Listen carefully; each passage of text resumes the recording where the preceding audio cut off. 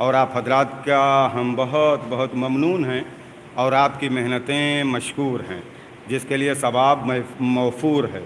چنانچہ وہی اجر عطا کر سکتے ہیں، وہی دے سکتے ہیں۔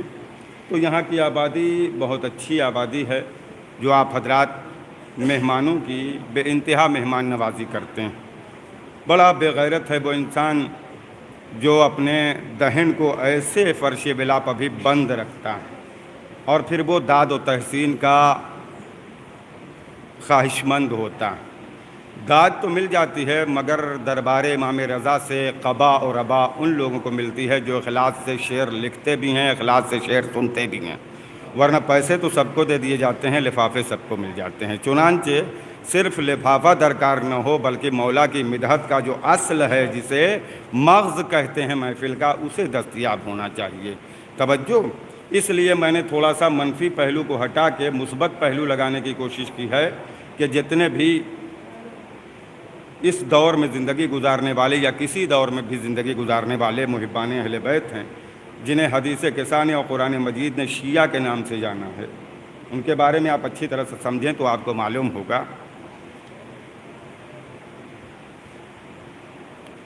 کہ ان کے کتنے مصائب ہیں، کتنے آلام ہیں، کتنی ان کے لیے تکلیفیں ہیں۔ لہٰذا اگر یہ دعاؤں کا سہارا نہ ہوتا اور اہل بیت اطہار کا وسیلہ نہ ہوتا تو پھر ہمارے لیے کامیابی ناممکن ہوتی۔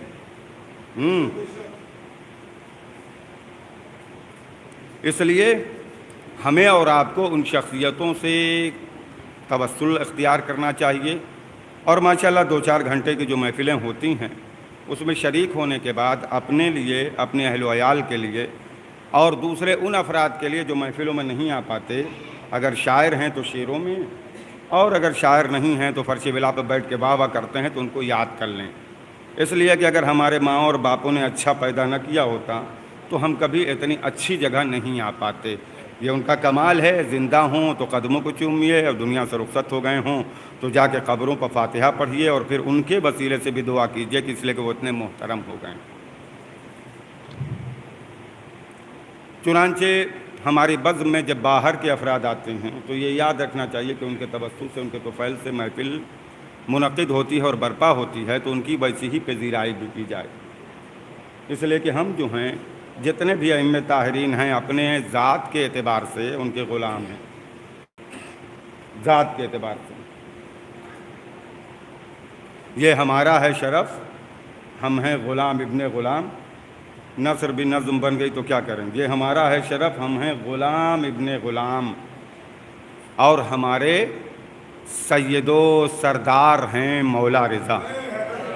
یہ ہمارا ہے شرف، ہم ہیں، توجہ سن لیجیے گا، یہ ہمارا ہے شرف، ہم ہیں غلام ابن غلام، اور ہمارے سید و سردار ہیں مولا رضا۔ پڑھنے والے کو تبرک دے رہے ہیں، اس لیے حضرت شبر کے رشتہ دار ہیں مولا رضا۔ توجہ ہے نا، پڑھنے والے کو تبرک دے رہے ہیں، اس لیے حضرت شبر کے رشتہ دار ہیں مولا رضا۔ لہٰذا اسی اعتبار سے وہ ماشاءاللہ امام زادے ہیں، اسی اعتبار سے ان کی تعظیم بھی کیجیے گا اور اکرام بھی، اور ہم صلوات کے نعروں کے سہارے سے اور مولا کی بارگاہ میں جو سب کا مولا ہے، اس دعا کے ساتھ کہ پروردگار جب شب عید آتی ہے تو بچے مچلتے ہیں اپنے بزرگوں کے پاس، ہمیں عیدی چاہیے، عیدی چاہیے، عیدی چاہیے۔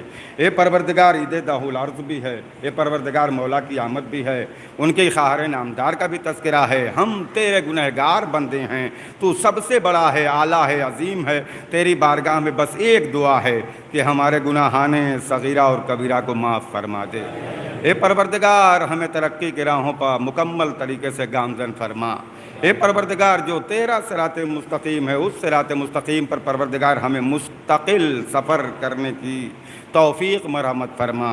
اے پروردگار جن جن اپنے ائمہ طاہرین علیہ السلام کے بارے میں ہم دیدار کے طالب ہیں، ان کا دیدار ہمیں میسر فرما، دنیا اور آخرت میں کامیاب بنا، اور دارین میں عافیت عطا فرما۔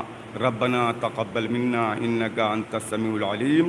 دل چاہے گا تو پڑھ لیجئے گا، بسم اللہ الرحمن الرحیم۔